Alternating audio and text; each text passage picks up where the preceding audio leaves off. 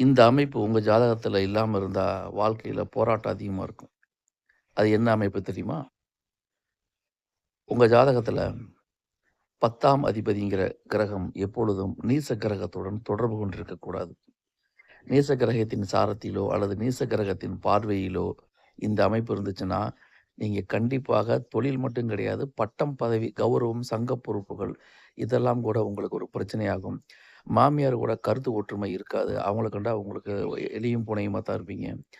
ஆக 10ஆம் அதிபதிங்கிறது கௌரவம், பட்டம், பதவி இதெல்லாம் குறிக்கக்கூடியது. நீங்க தொழில் பண்ணிட்டு இருந்தீங்கன்னா, தொழில் ரீதியான உபத்திரவங்கள் அந்த காலகட்டத்தில ஏற்படும். அப்ப இத்தன விஷயங்கள தாண்டி தான் ஒரு மனிதன் ஜெயிக்க முடியும். ஆக தொழில மட்டும் நீங்க பட்டாமதமா பார்க்காதீங்க. பட்டம், பதவி, சங்க பொறுப்புகள் இருக்கிறவங்களுக்கு பிரச்சனை வர்றதும், இதனால வரும் சங்க பொறுப்புகள்ல இருக்கிறவங்களுக்கும் பாதிப்பு ஏற்படும். தொழிலும் பாதிப்பு ஏற்படும். மாமியாருடன் கருத்து வேறுபாடு ஏற்படும். இத்தனையும் 10ஆம் இடம் பாதிக்கப்பட்டால் நடக்கும்.